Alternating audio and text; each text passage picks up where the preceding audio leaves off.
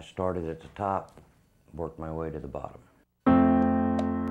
Ron Huber is homeless. He says a bad divorce left him in bad shape. Last year, he lost his trucking license, then his home, slept in shelters from Cincinnati to California.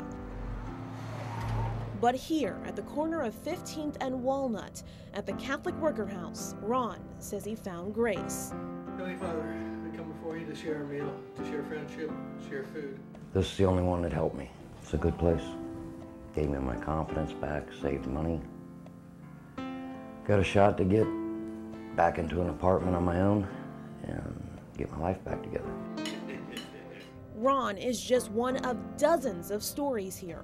We have guys who were living here and is now the board of directors, who I went from telling him what to do with his money, who now votes for my raise. House Monitor Keith Waller says he's heard it all and knows how to help, believing in God and believing in man. I believe that if you treat a man as he is, that's what he'll remain. If you treat a man as he should be, then that's what he'll become. The same belief of the house's creator, Father Mark Schmeider. This house in Over the Rhine is part of a nationwide movement, a 6 to 8 week program funded only by private donations, no help from the church or Uncle Sam. The house has 17 beds filled with men with a range of histories, from prison to drug abuse. Over here, substance history. Have you ever, and this is what catch some people, they say, well, I'm not doing it now.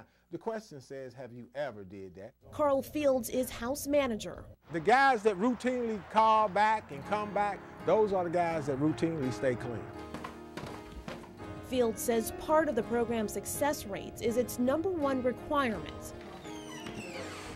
All of us here work. I got up at 3 o'clock this morning.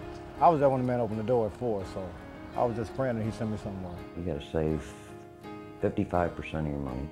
And follow all of the rules. The house has dozens, no TV on the 2nd or 3rd floors, coffee cups by assignment. On Tuesdays and Thursdays, we have AA meeting. And don't forget the chores. We're gonna put it in the bag, and then tonight it's gonna be your dish day. And managers take the rules very seriously. 3 broken rules, and unfortunately, that's the unfortunate part of what I do. I would have to ask them to leave. Managers say it's what helps the men feel safe to change, safe to live like a family. My father always said, if you don't have a dokie, son, you don't live there. But that's not the truth. I don't have a dokie here, but I live here. It's like a family thing. Like, he was coming on and helping me, learn how to walk again. And sometimes to crawl.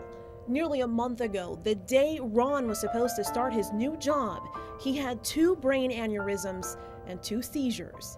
Carl came to the hospital to see me, so I was surprised when he walked in the door. And they brought me up some clothes this morning. They've called me a couple of times.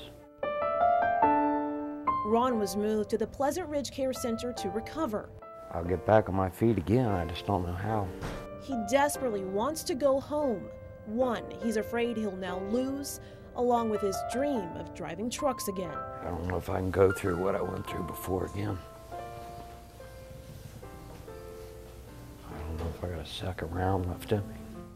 But if he's willing to work, managers here say they'll help Ron and other men find that fight to live again.